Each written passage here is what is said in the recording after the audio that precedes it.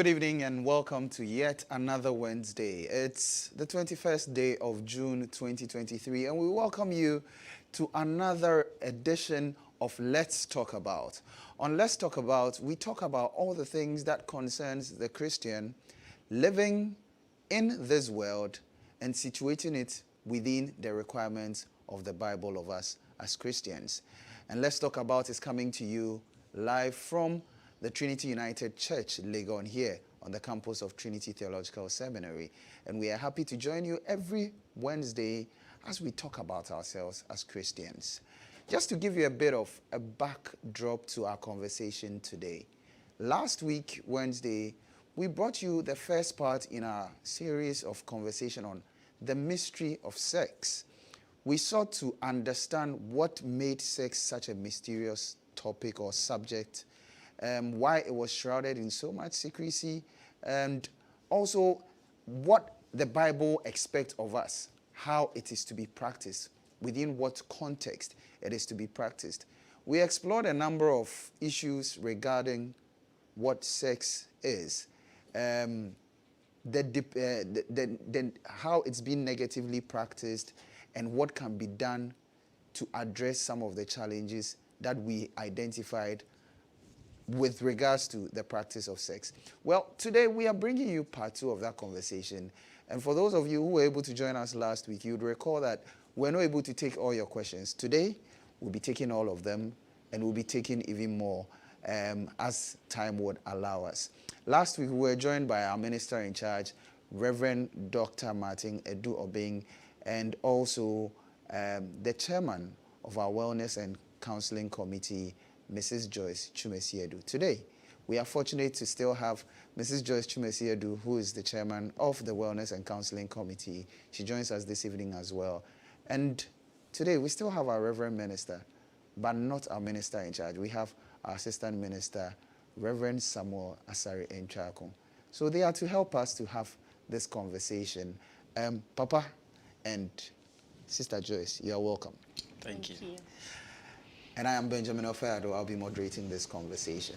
So, for the newly initiated, Reverend Enchakon, Enchakon, joining the conversation. Yes. And I want to believe you had followed the conversation from last week. Yes. There were a few questions which came through that I would want us to set off the conversation with. And we had discussed what was not supposed to be done, especially for the non-married engaging in sex.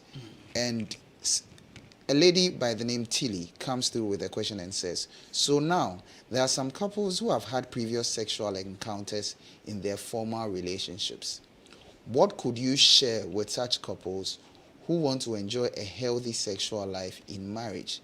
What practically should they do so as not to hold on to some memories from past relationships?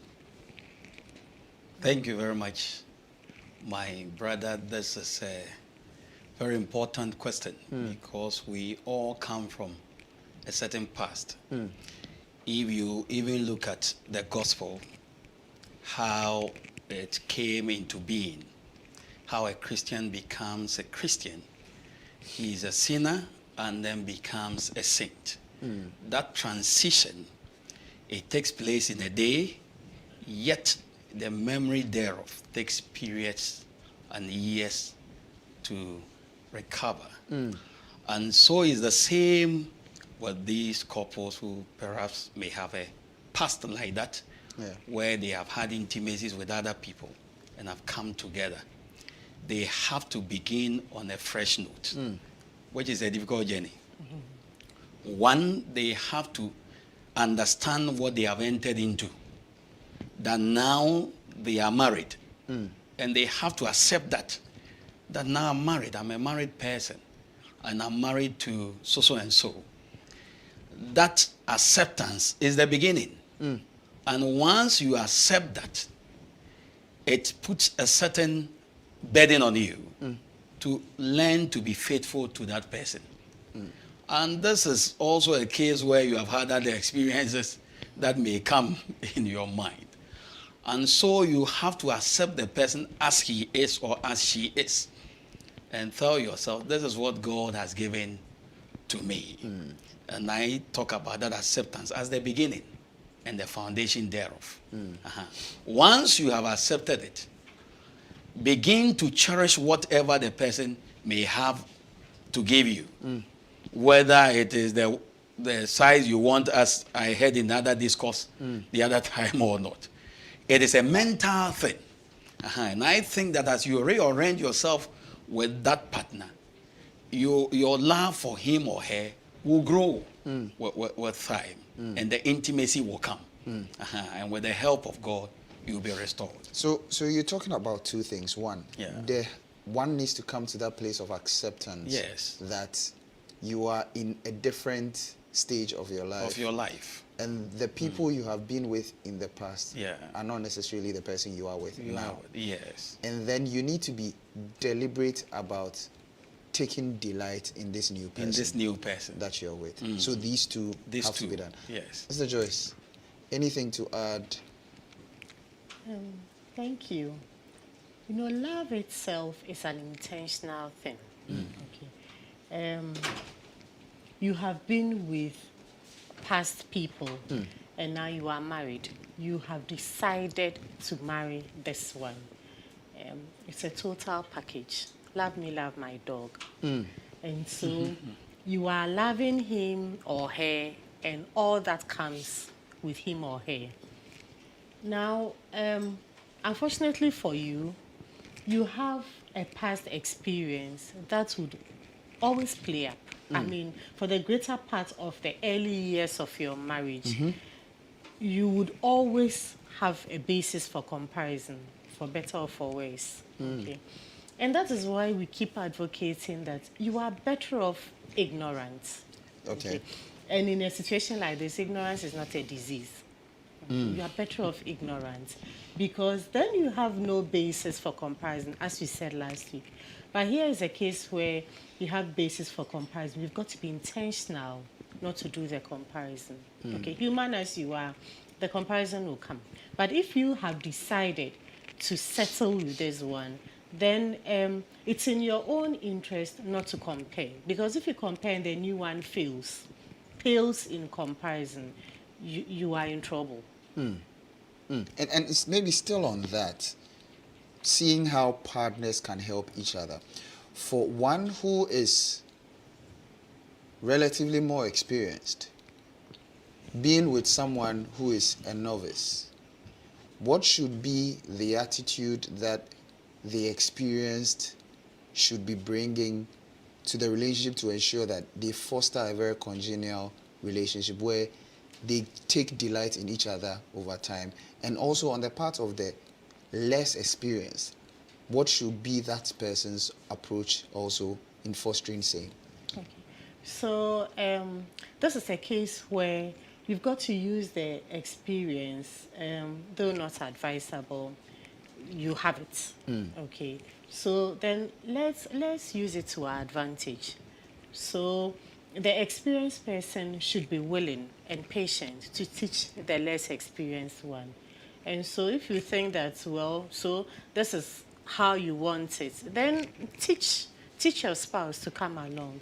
And the less experienced should be humble enough and have a teachable spirit and the willingness to learn from this experienced one. The problem comes when the experienced one is not ready to teach, but has a high expectation. Okay. And the less experienced one is not humble enough to learn and would blame the more experienced one for coming in with experience and trying to let him or her catch up. Okay.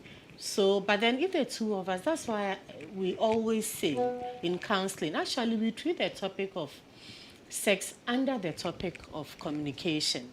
Interesting. Yeah. We treat the topic of sex under the topic of communication, because there must be communication between husband and wife before it becomes a delightful experience. If there's no communication, there's a human tendency to be selfish, either the man or the woman, okay?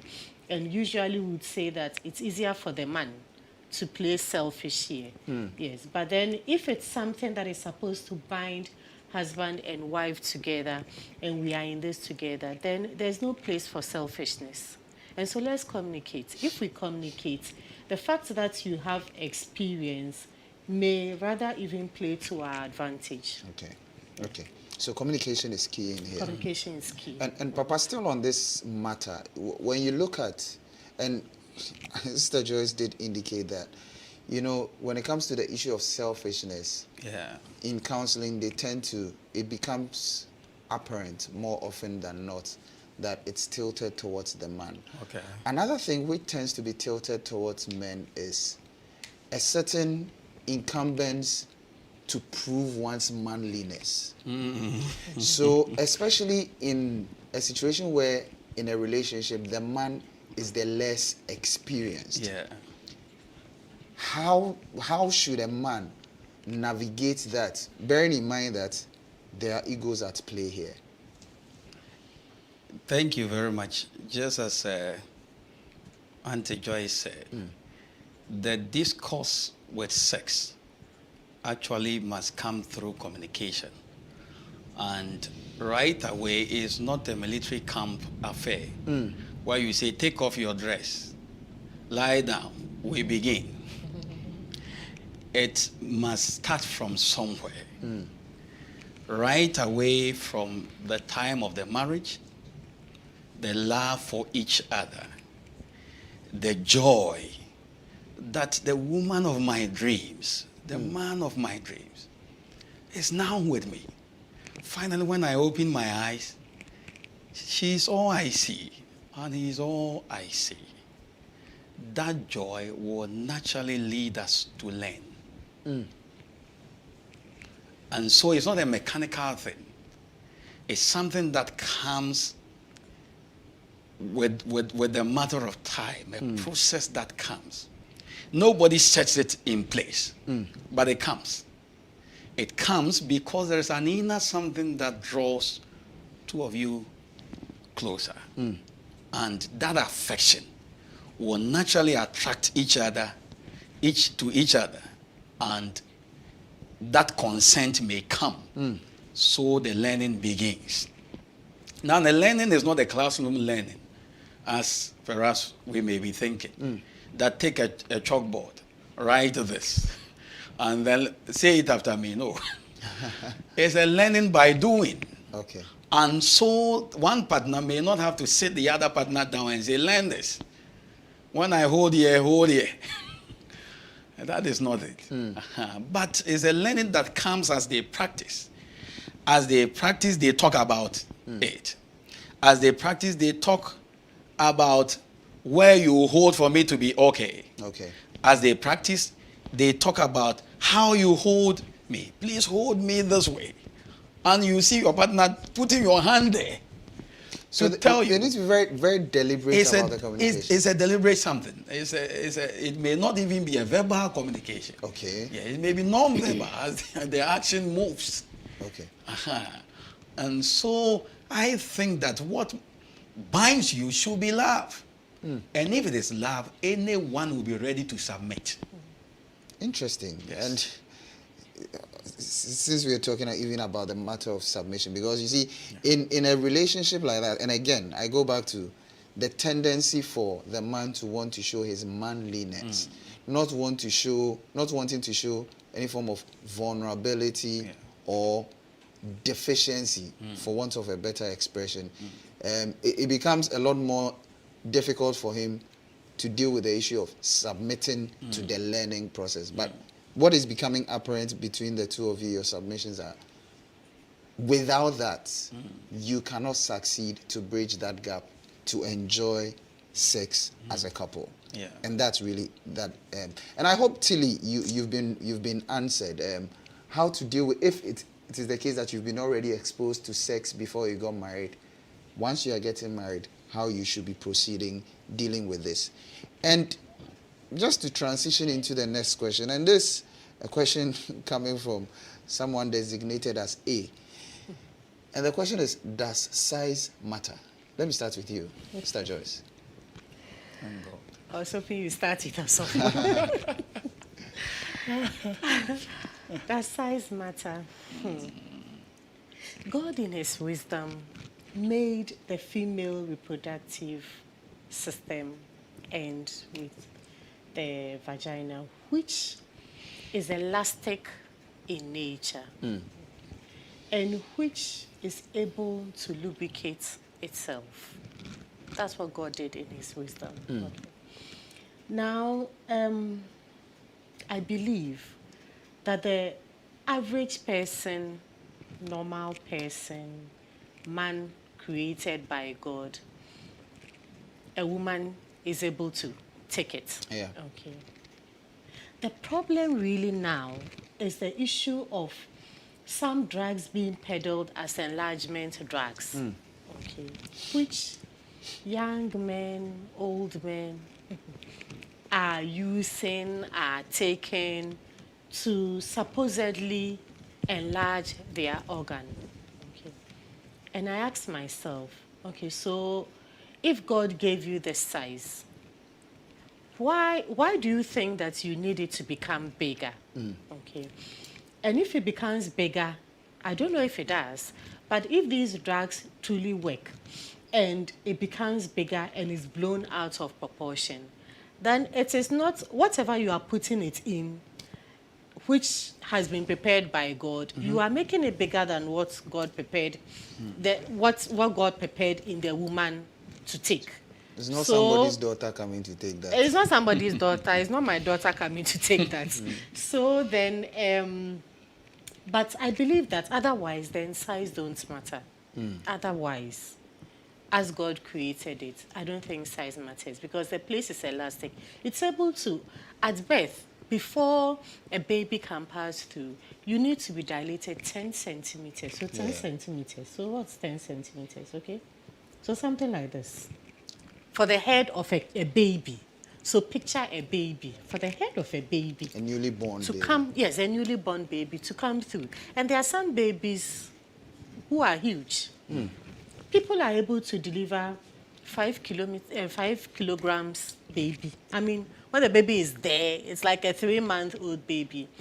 And the person delivers normally. So, I mean, how big could a man be that you can't take?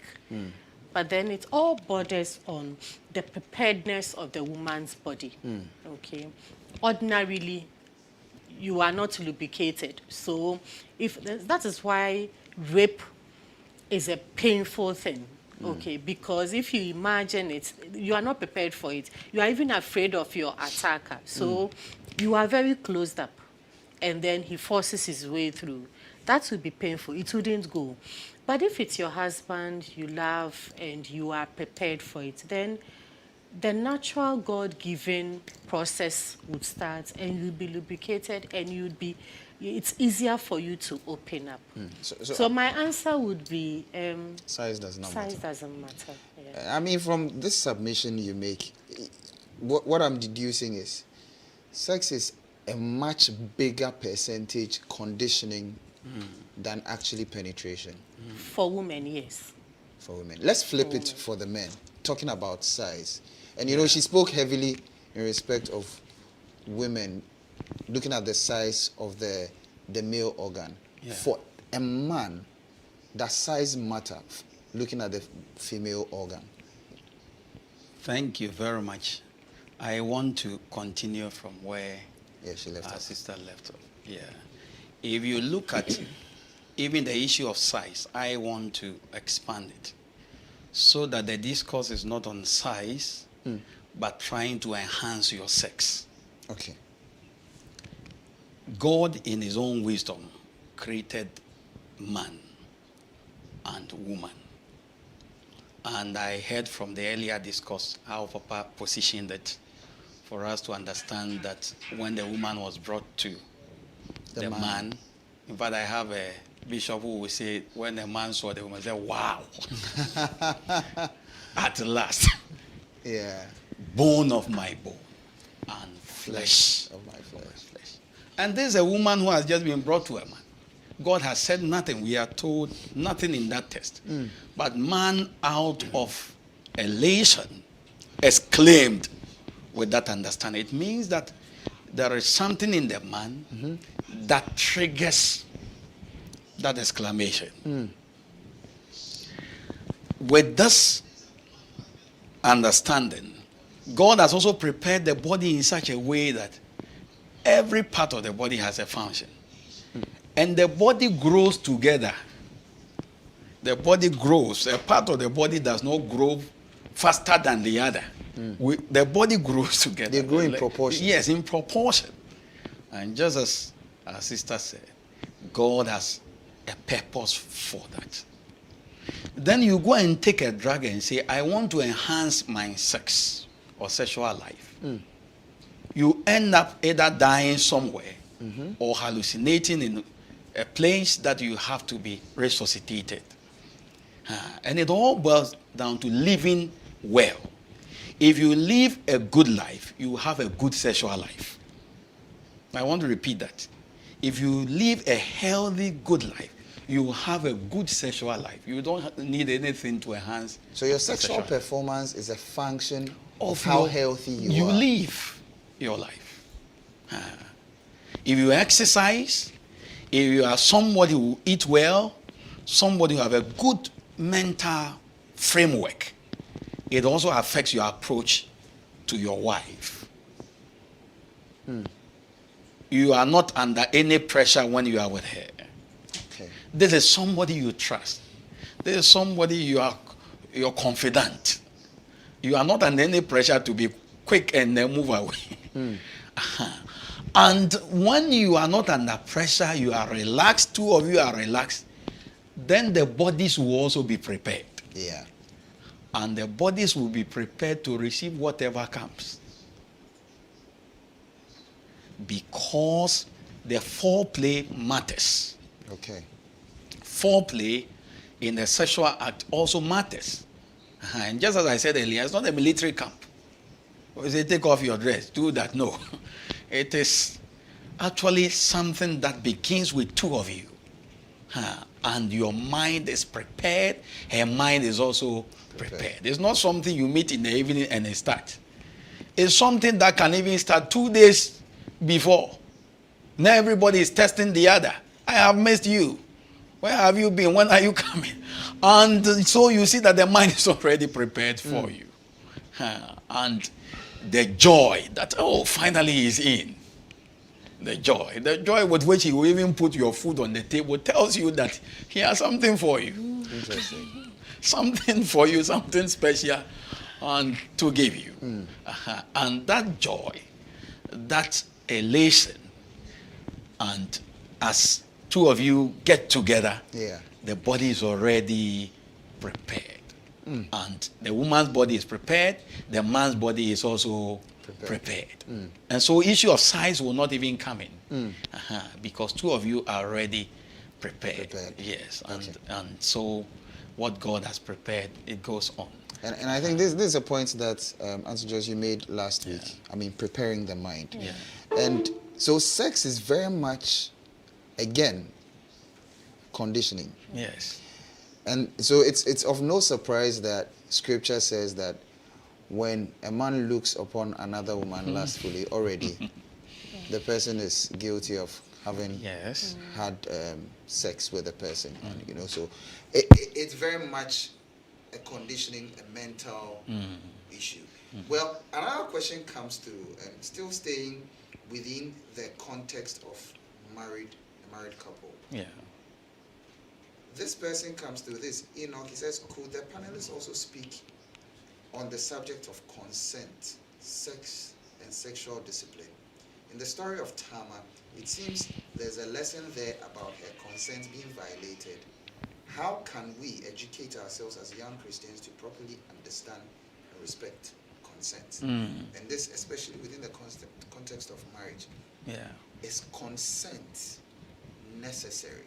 Especially on the backdrop of the fact that you have been giving one to the other. Does one need to be at a place of consenting before the other can have sex with the person? Let me start with you, Papa, this time. Yes. Consent is not only a marital issue, it's also a legal issue. And that is where perhaps the rape issue may come in. Because I have always ask myself why there will be rape in marriage. But upon entering marriage, I've seen it's possible. Yeah, because it is not every time that your partner is ready for you. Yes, it's not every time. I, for once, as also, perhaps my mind is on a sermon to preach, and you are so much engrossed in the sermon, and Mama knows that tomorrow also wants to really preach. So sex will be a distraction. It will be a distraction. But you see that it shouldn't also be a case that I am preparing to preach, so please don't come to me. No. It should be with a certain understanding. Once I know that this Sunday I may be so much engaged, I have to be preparing her mind early, maybe from Friday, that this Sunday, a program that we have. Oh, how I wish. Mama, this one we have to all pray. I'm only trying to get her. So you actually bring her along? I bring her along with me. So that if it's prayer, we are praying. If it's reading the word, perhaps I'm even preaching my sermon to her before I come to the church. And out of that, she's so elated and so happy that I have also been satisfied to a point. And so consent matters. Consent matters. And consent in marriage matters even the more. Especially where the partner has become like your sister to you. That's how I see it. So that if I have violated my partner, I feel that it's like somebody has done it to my sister. And the pain I will feel as a man that my sister has been abused. And so it should come. And you need her consent for her to be readily prepared for you. And so this consent may not be like you are knocking her door. Today, do I have permission? Today, do I have permission? No. You have to read her body language. Her body language will tell you perhaps she is either in her menses. Her body language will tell you that, oh, my wife may be going through something, which I have to help her deal with it. Yes. Because this is a lady who is all over you when she's okay. So communication matters. And that communication will solve the consent issue. Reading the room. Yes. Reading the room. Yes. It's a choice. So far said it all. It's about knowing your partner and communication. As for the communication, you cannot talk about sex without talking about communication. Okay, it's all about communication. It's all about the two of you knowing yourselves, and so you know that, oh, maybe today my husband was so, I don't know, he's so stressed and all. If he comes and straight he goes to take his bath and he's sleeping, I don't think that it's a time for me to demand sex, okay? I think that it's a time rather for me to encourage him, to let him talk about his day. If it ends up in sex, that's fine. Yeah. But the focus is not to demand to satisfy myself. If you love somebody, and you see, if you are not married, you think that marriage is all about sex. You think that, you think that once you are married, every day I would have sex. You can get married and for a week, there will be nothing. Because you are busy doing other things.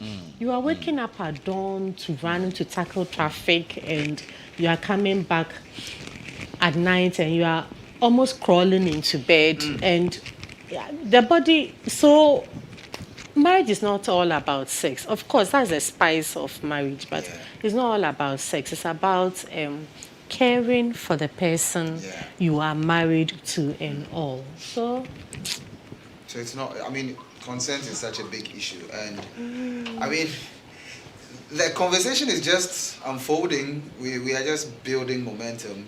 But we'd want to hear from you as well, all right?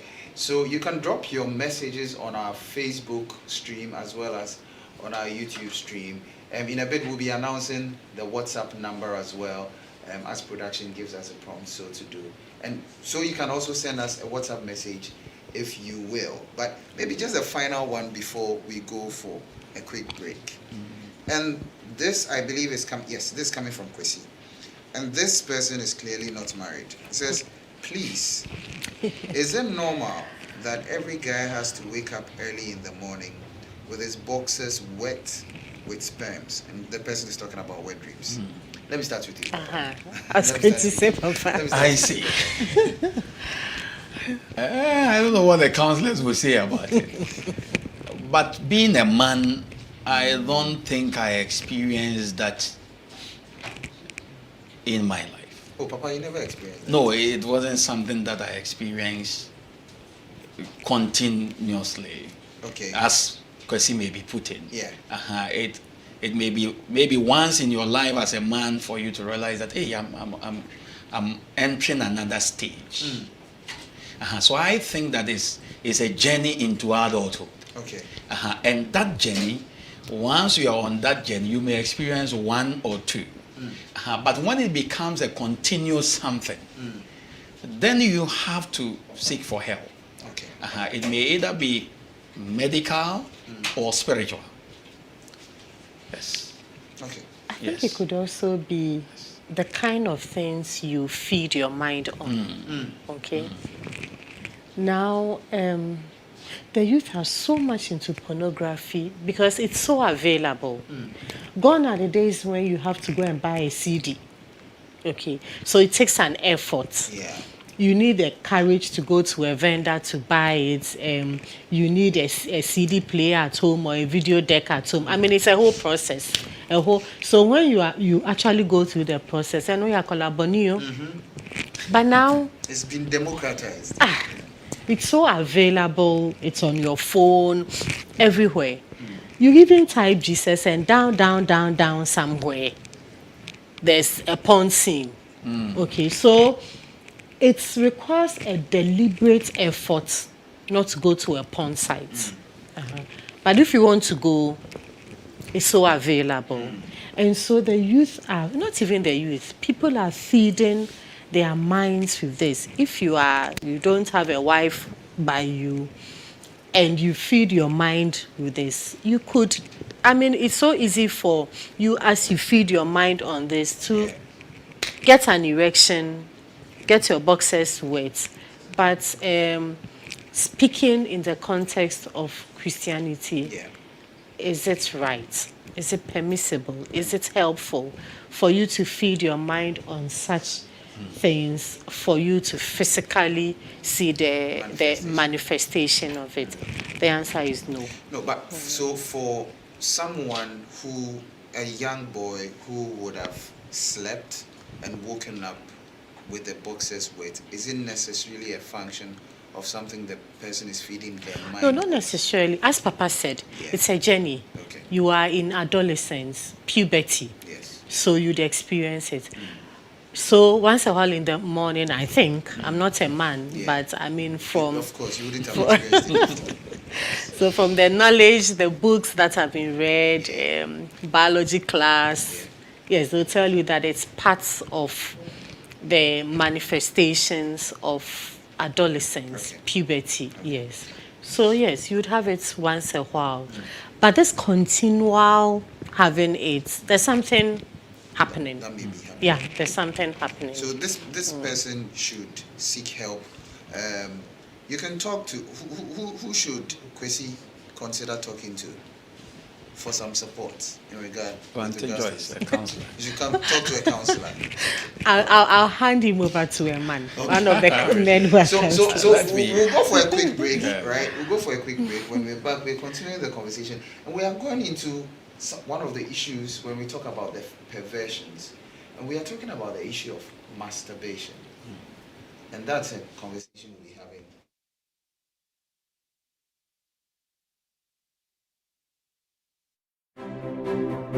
With the growing challenges of life in light of both global and domestic development, the Christian is faced with the difficult task of balancing survival within a secular system and at the same time living a Christian life that pleases their Maker.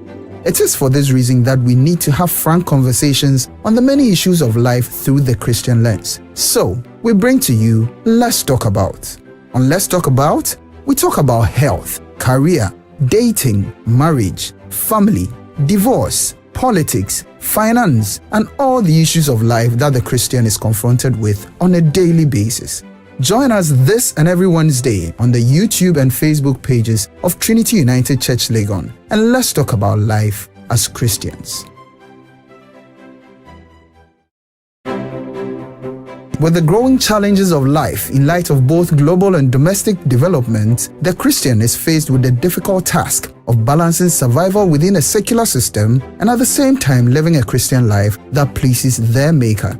It is for this reason that we need to have frank conversations on the many issues of life through the Christian lens. So, we bring to you Let's Talk About. On Let's Talk About, we talk about health, career, dating, marriage, family, divorce, politics, finance, and all the issues of life that the Christian is confronted with on a daily basis. Join us this and every Wednesday on the YouTube and Facebook pages of Trinity United Church Legon, and let's talk about life as Christians.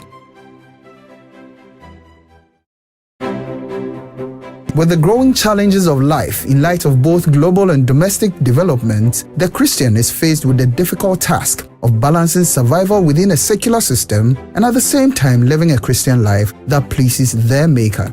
It is for this reason that we need to have frank conversations on the many issues of life through the Christian lens. So, we bring to you Let's Talk About.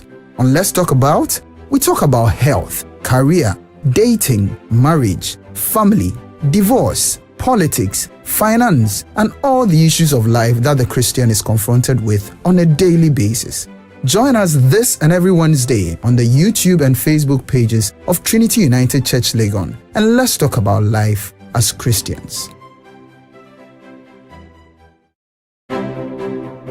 With the growing challenges of life in light of both global and domestic development, the Christian is faced with the difficult task of balancing survival within a secular system and at the same time living a Christian life that pleases their Maker.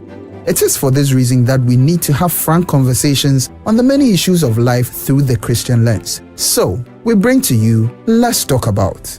On Let's Talk About, we talk about health, career, dating, marriage, family, divorce, politics, finance, and all the issues of life that the Christian is confronted with on a daily basis. Join us this and every Wednesday on the YouTube and Facebook pages of Trinity United Church Legon, and let's talk about life as Christians. With the growing challenges of life in light of both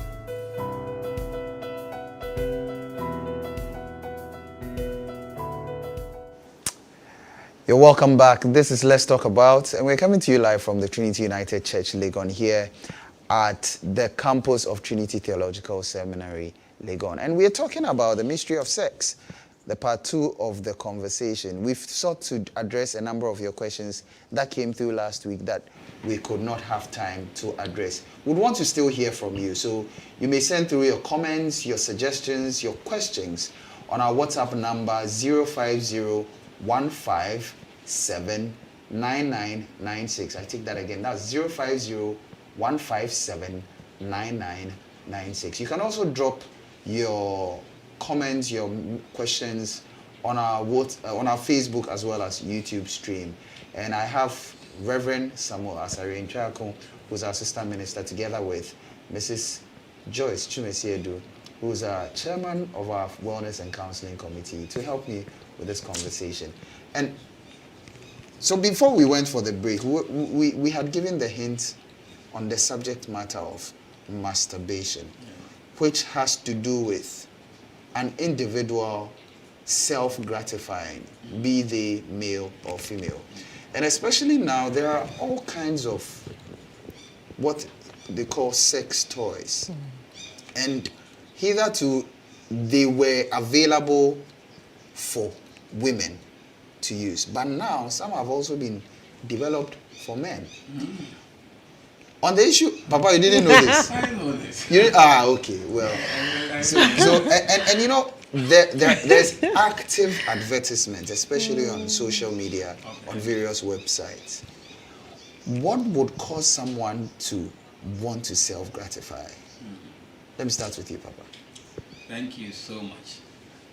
The earlier discourse that we were having concerning whether you have an imagery in your mind, you have come into contact with a certain pornographic material, or you have been practicing it. Either you have been having sex previously. You see, the mind recalls all of them. And then the mind as a player begins to play them back to you. Your discourse on phone, your conversation with the opposite sex, they all come to you. And it comes to both the Christian and the non-Christian. Nobody is exonerated. The old and the young alike. Interesting. And you as a person may have to decipher whether you take that which comes to your mind or begin to silence it with the voice of God or scripture. And so just as you said, masturbation is different from wet dreams. Wet dreams are things that you may experience naturally, and then with time you begin to accept that I've grown. But masturbation is when you arouse yourself, and that self-arousement is what gives you that satisfaction. Now when you continue doing it over and over and over, it becomes part of you. I have had a number of people, students who will come to you and tell you, Reverend, I've been masturbating, or I've been doing that, I've been doing that. You see, even married people, I've had an encounter with married people who will come and tell you that when I see my husband, I don't feel anything, but when I'm there, I even see a picture, then I masturbate. And it's for both sexes, whether a male or a female. And I think it has to do with the mind. It has to do with the mind that needs decoding. And perhaps it may take grace to decode the mind. It may take grace and consciously disciplining yourself. No, this thing I have to stop. This thing I have to stop. So what you're saying is masturbation really is a function of previous activity. Yes. Be it what you've fed your mind with, the kinds of conversations you've had, and also maybe your own past sexual experiences, which are played back to you, which will trigger you to want to self-gratify.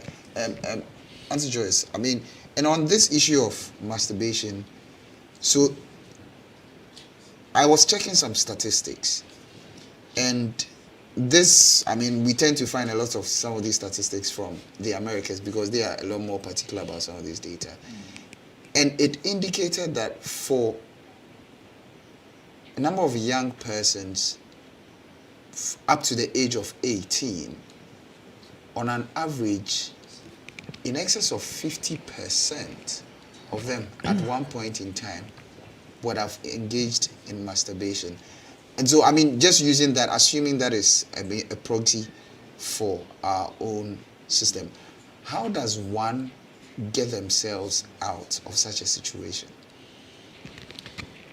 So as Osofo said, masturbation, it's about what you feed your mind. Okay. So the kind of conversations you listen to, the kind of movies you watch, the kind of videos you watch, the kind of books you read, they all feed your mind. Okay. And the mind is a very strong it's a battlefield. Yeah. Okay. Your mind is a battlefield between God and Satan. Okay. And you are in the middle. And you're either giving it to the Satan or you are giving it to God. Now, when you feed your mind with all these things, your body would naturally desire for it. Okay. Now, if you are habitual, you are in the habit of masturbating, you are in trouble. You are in the trouble in the sense that you make evil desires take over your mind. Okay, you make evil desires take over your mind. How do you get out of it? One, you must acknowledge that you have a problem. A lot of people don't acknowledge because it's something that is done in secret. It can go on for years without detection. But once you are a Christian, the Holy Spirit would prompt you. After each act, there is regret. There's that sense of guilt. There's that sense of disappointment in yourself. Okay, and you want to get out of it. But when the devil has a foothold, then it becomes a battle. So you need to battle. You need help. You need to be able to open up to a responsible person and say, this is my problem. Okay, so that you get help. A lot of times you would need both counseling, okay, because it's a mind thing. So your mind, you have to unlearn what you have learned and relearn the right thing. Yeah. Yes. So you unlearn and relearn. You have learned something bad. Now you want to get it out of your system. So you have to relearn, unlearn it. Yeah. When you unlearn it, then your mind becomes virgin again and you relearn the right thing. So you need help. You have to go through counseling. You need prayers. Because once you do that, you have given the devil a foothold and you have opened your life to spirits. Okay, because there's a spirit backing masturbation. Yeah, and I'm happy you go here because, you know, in a sexual intercourse, and we spoke about this last week, there is a binding that happens. There's a bond which gets to be created between the two people who are engaged in the sexual intercourse. In the case of masturbation, who is this person Who are you binding bonding with? yes, Exactly. themselves with? Who are you bonding with? You are bonding with spirits. Okay. Because masturbation is not from God. And so if masturbation is not from God and it's from the evil one has his agents. Okay. So whilst you were masturbating, what was going on in your mind? If you are a man, was it a particular lady who was on your mind? Is that the lady you are actually having the act with? No. So who is that representation of a lady in your mind that you are engaging in that acting? It's a spirit. Okay, so once you have opened yourself to the spirit, you need to get rid of that spirit. You need prayers. And I mean, it's very, very instructive that you say this because, I mean, we talk about a strong man entering, you know, a house. Strong man's house. You know, it's already in the house. Then it becomes difficult for someone to be able to enter. But once the person gets to enter, so when you open yourself up for these spirits, then they come in. But for them to be taken out, you need to introduce an even stronger man to come and clear the system of this. And you touched on it briefly, but how does, especially for married couples, how does masturbation affect their sexual life if one of them is giving to this? In fact, you have entered a sensitive area, very sensitive. And I wish counselor one handling.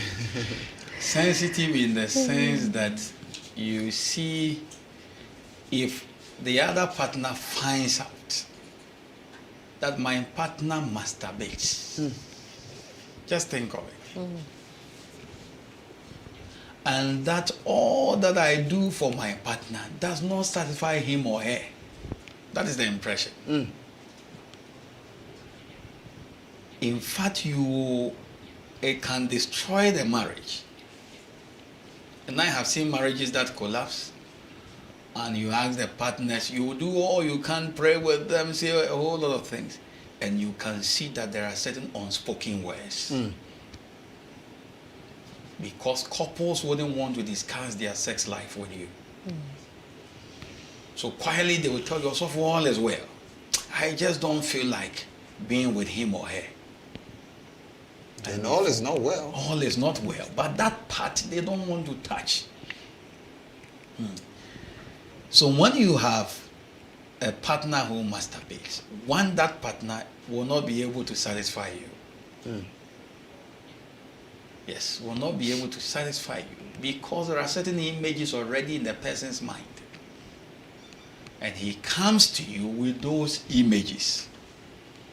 If you are not able to meet up to those images, then you give the person cause to always be avoiding your sexual promptings. Because he knows after all, I won't be satisfied. And then that must be really troubling. And I mean, so does it affect the trust between the couple? It is going to. Because just as I've talked about it leading to even divorce, trust issues will come in. The other partner may think that perhaps my partner is avoiding me because he has another lady or man somewhere. Yes. But that may not be the case. It may be the fact that the person is addicted to masturbation. Does it hurt the egos of the partner who is not given to masturbation? I mean, to think that I feel, oh, I am unable to, and so he needs to or she needs to find it from elsewhere, and she not wanting to have it with another person, he or she is having it with him or herself. Does it impact people from your experience? Yes, it's going to affect the person's ego. Just as I said earlier, that the person feels that I'm not able to satisfy you. That is why you are doing A or B. And it's going to affect the person emotionally. Yeah. My partner does this. My partner, and then it's going to affect even your communication. How the person sees you. That's really troubling. But in the case of, and I know you would want to chime in on this one, but in the case of someone who is given to masturbation before getting married, does marriage cure masturbation? No. It does not? No. It doesn't, because masturbation is not a prerequisite for marriage. Okay. Masturbation is a door you have opened for the evil one to take over. And marriage is an institution ordained by God. Two different owners. Okay. But once you are in that habit, the fact that you are married doesn't cure it. And so that's even where the danger is. So many people are taking masturbation into marriage. And imagine that you are a man and you just bump into your wife masturbating. Your ego will be terribly bruised. Okay. You'd feel inadequate as a husband. Why would she do that? So while she was masturbating, who did she have in mind? Because if it was me, here am I. Yeah. So it makes it somebody else on her mind. A man, a woman, you chance upon your husband masturbating. Why is he doing that? You feel inadequate as a wife. You feel that, okay, so because sex, as we established last week, the Bible only talks about it in the context of marriage. Yes. So if it is not me you are doing it with, then who did you have in mind?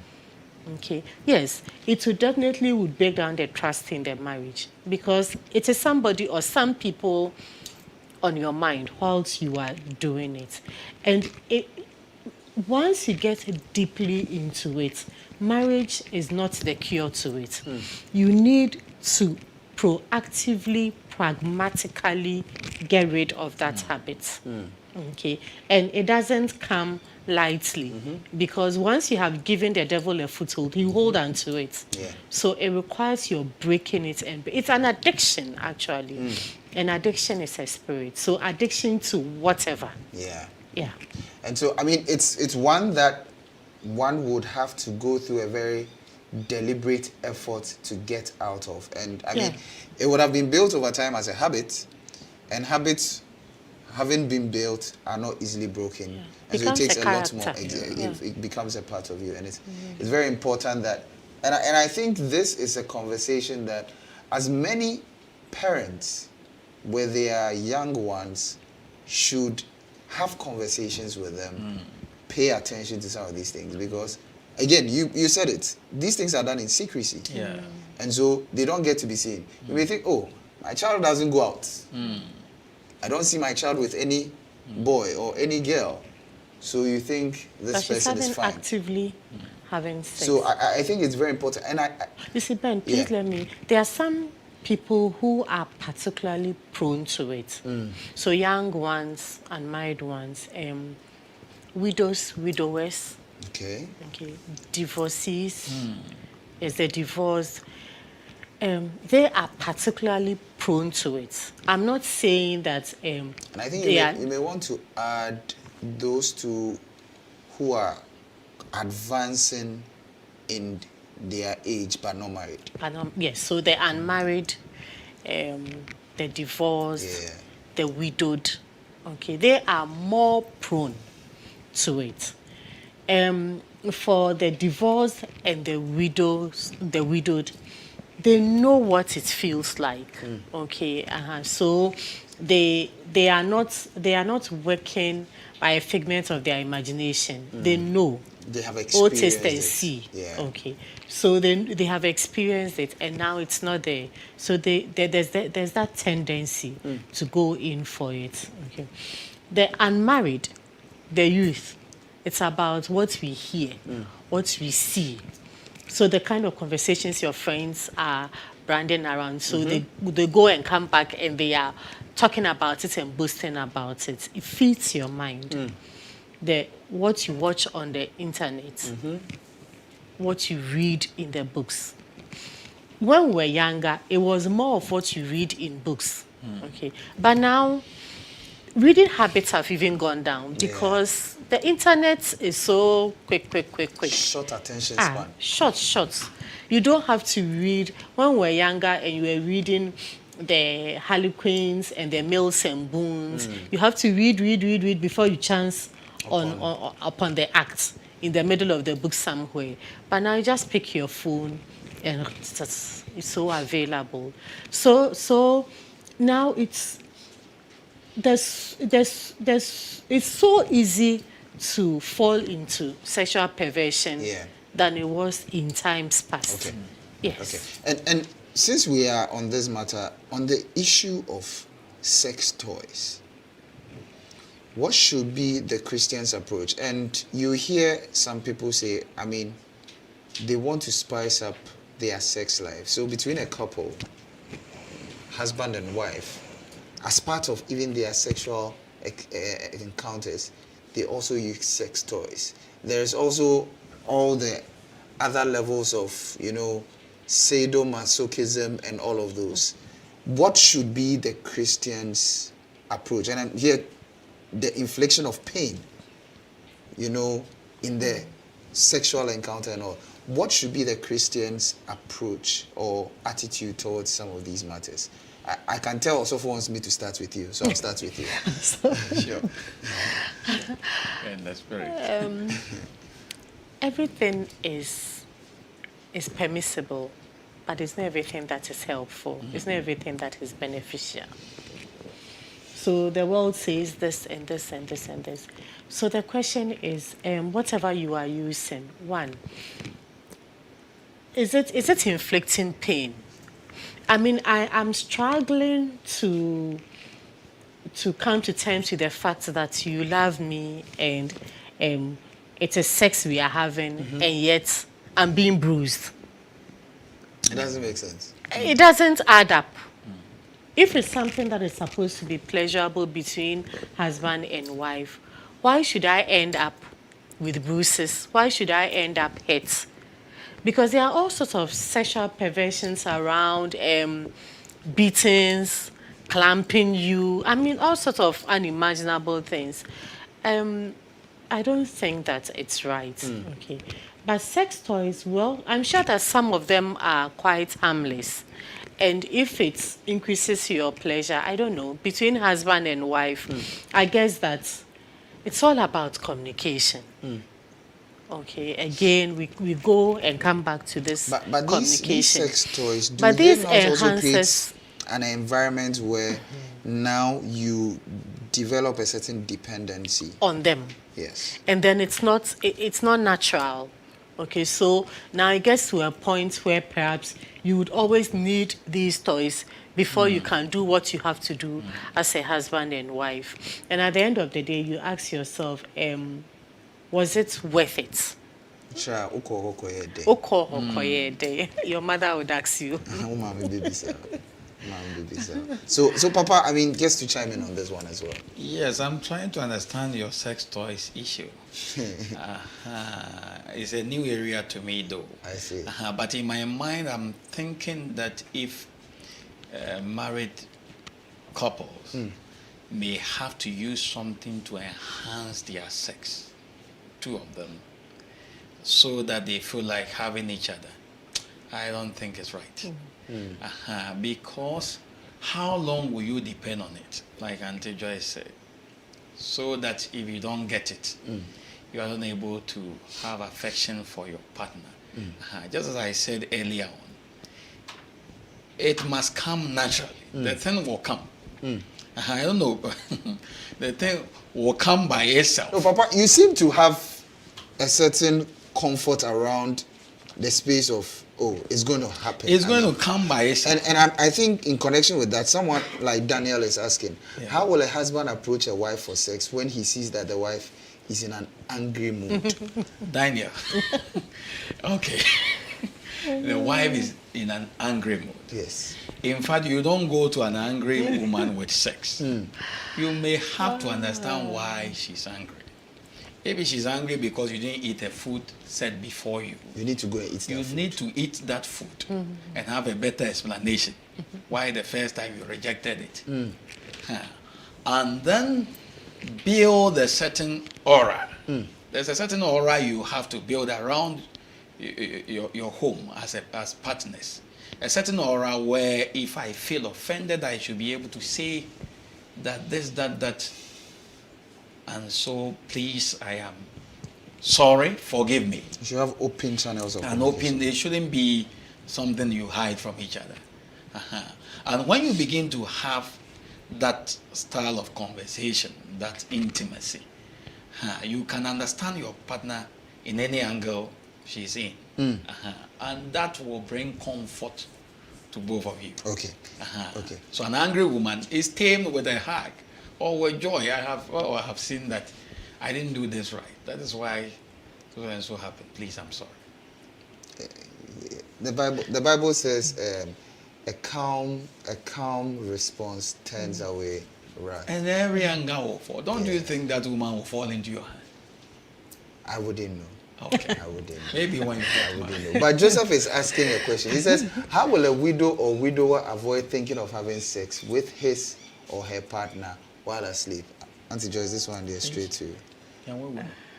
How would a widow or widower avoid thinking of having sex with his or her partner, the dead partner? So, I mean, thinking of, so if maybe you say not thinking around. Widower, it means that the spouse is no more around. So maybe also thinking, bringing back memories. Oh, I believe that the memories would come. I mean, if your loved one dies, you have all sorts of memories. Every little thing reminds you of them. Yes. So, and if the person was the loved one who died was your spouse, and I don't know for how long, but this is the person that the first face you see every morning, and the last you see every night. There's no way you won't remember everything. You would remember everything about the person, including your your sexual interactions. You would. Grieving is a journey. Okay. And so you have to go through that journey. My dad passed on last year. Yeah. And Saturday will be 1 year of his passing. There's not a single day that I don't relieve him. Okay. I can't do 3 hours without thinking of him. I think of him constantly. So I can't imagine what my mother is going through.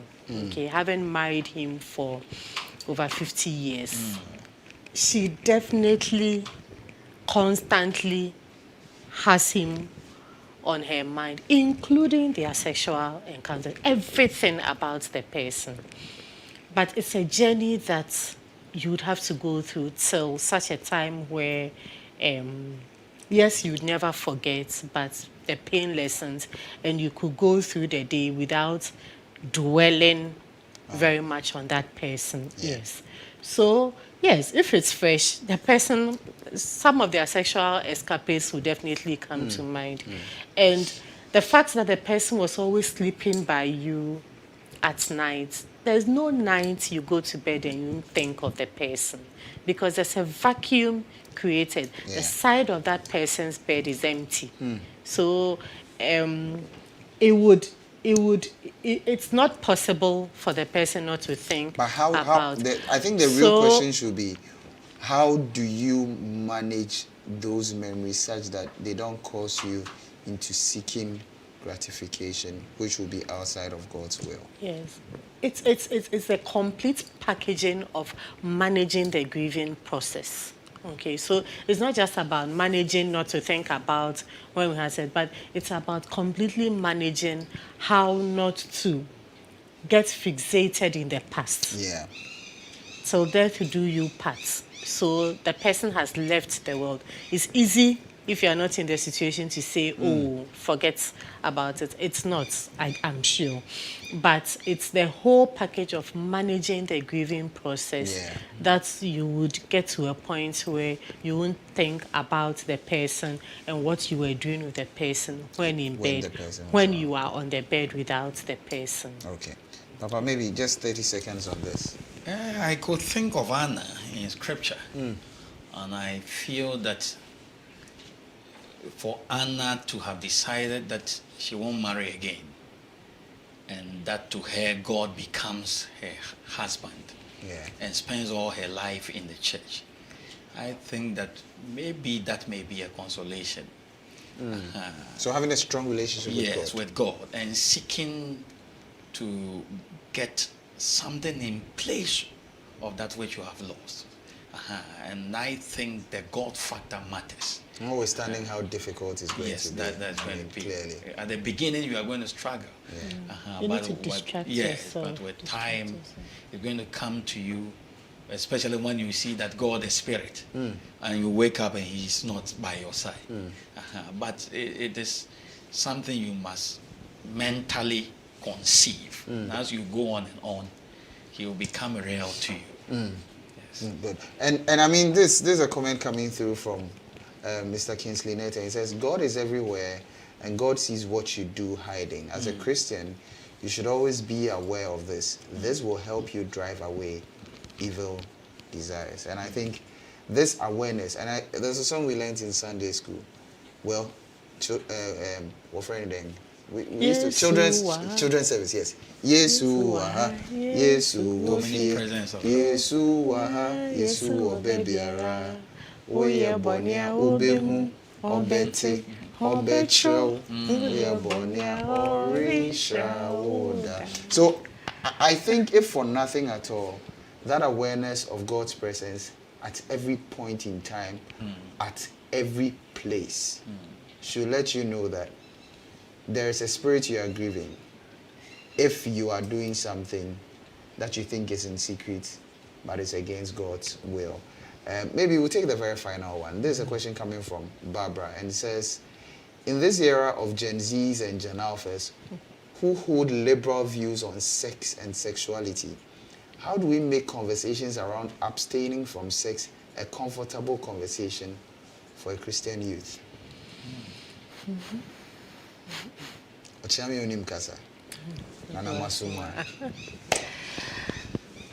I see. I think that what Barbara wants to understand is whether relativism and absolutes, whether we have an absolute, something where we say this is a moral thing, please avoid it, or we leave people to a point where they say, oh, do what is good for you.